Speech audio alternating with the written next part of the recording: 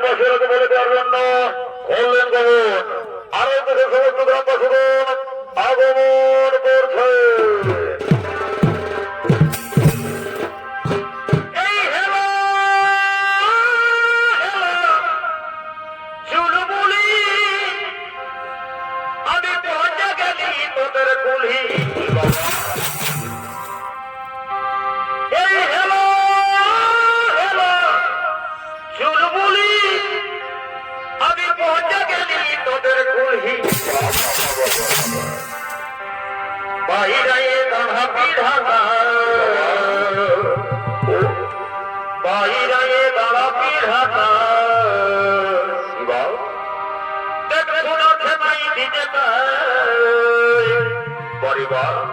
এই রাজ্যটাকে যাচ্ছি কুলহি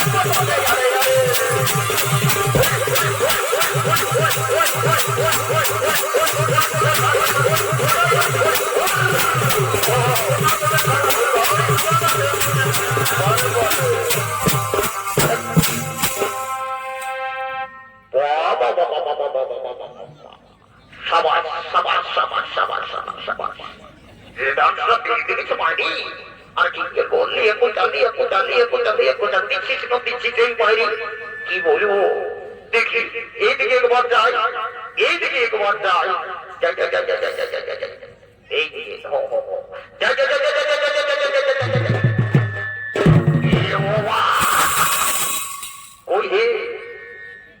ওই কাকা ভাই দাদারা কেমন আছো তোমরা? আশা করছি সবাই ভালোই আছো। তো বলি দাদা হে কি বলবো, এই যে ভিড়ে আমি আজকে ঢুকে গেলি পাইনি, এই যে ভিড়ে আমি আজকে ঢুকে গেলি কি বলবো, হই হই কাণ্ড হই হই ব্যাপার বোঝা নাই দাদা। তো যাবো তো বটে, আমি এদিকে নাই আরেকবার ওই দিকে যাই দেখি বিরাট ব্যাপার।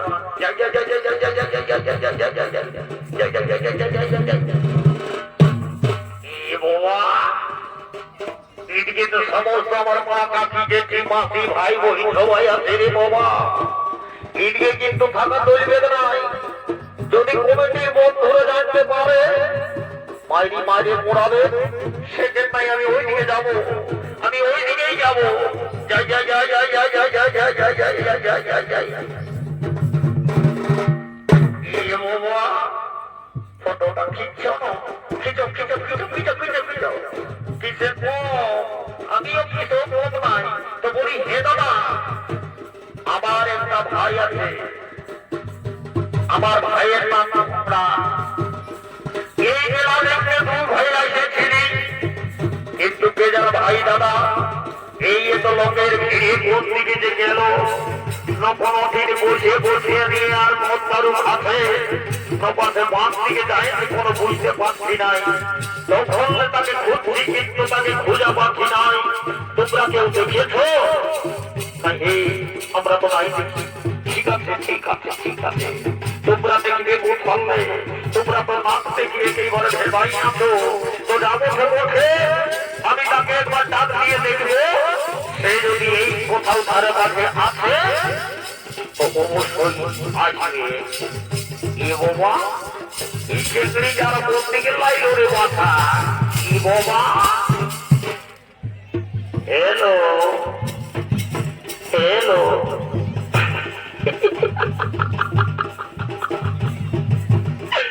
বাইরে কি বলবো দাদা, যে দিয়েছে বাইরে আমি নাই হাসবো বললো হাসতেই মনে করছে।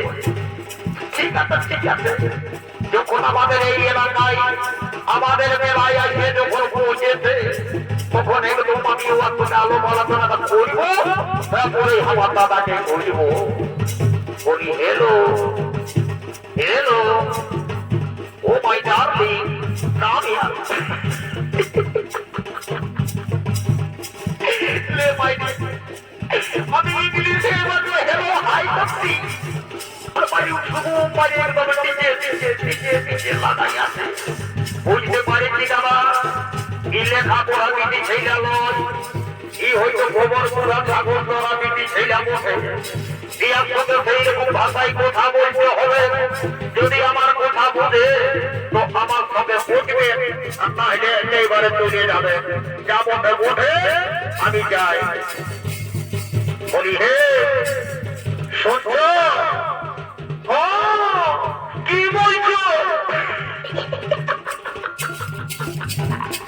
মাইরি লাইনে আসবে তো বাবা মাইরি লাইনে আসবে তো যাবো বসে আমিও কিন্তু কম নয় আমি যাই তোমার সঙ্গে একটু ভালো ভালো করে বলি শুনছো না ও বলবে তো না কি বলছো কি বাবা এত চোখ বলছি তোমার কি না আমার আমার নাম চুলমুড়ি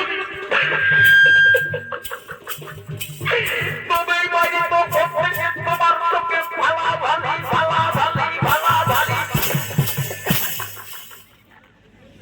তো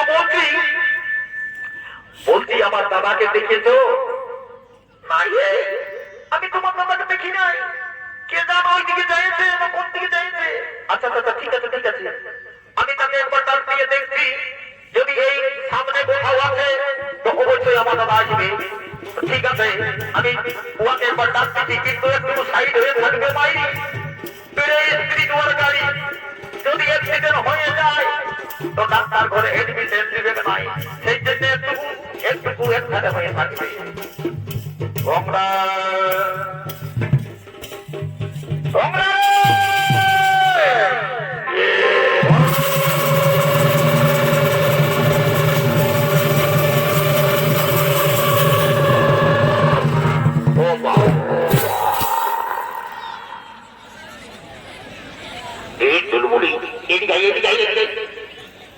বলছি কোন সোনা পালি ও আর কি বলবো এখন আমার বুকটা ধক করছে বাড়ি এমন শুনে বাঁধি না যেমন সেই বাড়ি কি বলবো আর কি বলতে ভূমিকম্প হয়ে গেল আর একটা পড়ে গেল ওইটাই তো কোথাও যে কোনো দেখতে পাওয়া যাচ্ছে না ওই দেখো এই দিকে ভাইয়া দেখো আই দেখো তোমার দাদাই বলছে না মা কি বলবো এই তোরা কি আমার তো মনে করেছিস হ্যাঁ গোলাপ ফুল দিয়েছিস হ্যাঁ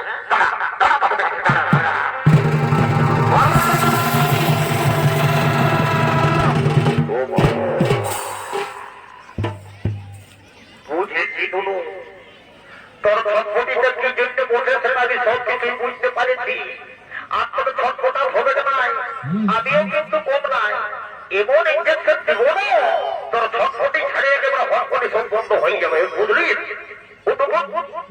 সারা কমে দিয়ে দিল আর তুই তোকে খাইয়ে দিলি খাইয়ে একদম টুকরের মতো একটা করে দিয়ে অপমক লাগছে করে এটা ওঠা এসে বড়াই হলে সেটারও আমি মন্ত্র জানি এমন ঘোরাফুরা দিব না তুই এবার পাইপার ঘুরতে থাকবি বুঝলি এবং সারা পিছিয়ে কি হইল রে বাপ সালা মাথাটার দিকে ঠেক দিলে উত্তর দিকে এটাতে কিছু বুঝতেই পারছি না রে বাবা বিয়ার কি হইল বাইরে বিয়াকে তো কোনো ডাক্তারখানায় এডমিশন করতেই হবে যখন আসেছি এই রাত্রি দিকেই কোনো ডাক্তারখানায় এডমিশন করে ঘর চলে যাবো আর যদি এডমিশন না নেই তাহলে কি বলবো এইটাই কথা বলবো খাবে চুপি দিয়ে ঘর চলে যাবো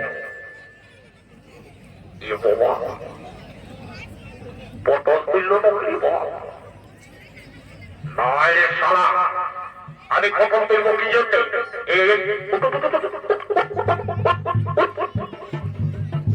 বলি রে তোর মা খাবার আছে কি এমন বারণ মারবো দেখবি ডাক্তারিটা সব খাইয়ে দিব তাই তো আমি কমাই বলি নাই দাদা আমি কমে করছি দাদা ঠিক আছে ঠিক আছে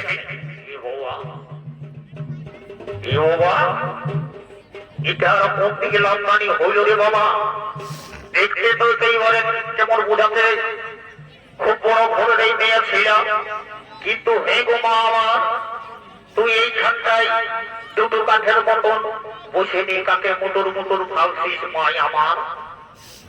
রে রে পালাবো, ছুঁস না রে, ছুঁস না, ছুঁস না কেন রে? কি হইল? এক ছেলে আমার কি হলো?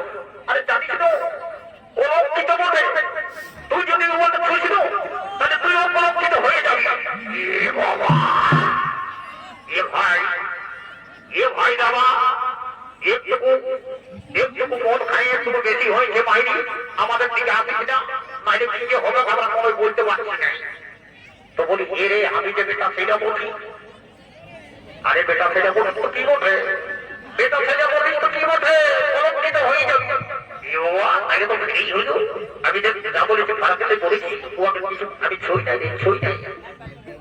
এ বাবা, আমার যদি কলঙ্ক হয়ে যায়, লোক আমাকে বিধি দিতে নাই, আমি তো মহাজন জ্বালা ফাঁকি যাবো মাইনি। বিহা করার লাগে আমি সালা হুজুর পুজুর হুজুর পুজুর সাইকেলে মোটর সাইকেলে ইনকে উঠে কইনা দেখতে যাচ্ছি, আর তুই আমাকে কলঙ্কিত করছিস। রে বলছি শোন, এই কথাটা গোপন কিন্তু রাখতে হবে। এদিকে এই যায় মা বোনদের দিকে যাবো তো ওই মহিলাদের কাছে যায় বলবো, কারণ এই কথা কিনা তুই ছই গেছি মহিলাদের কাছে।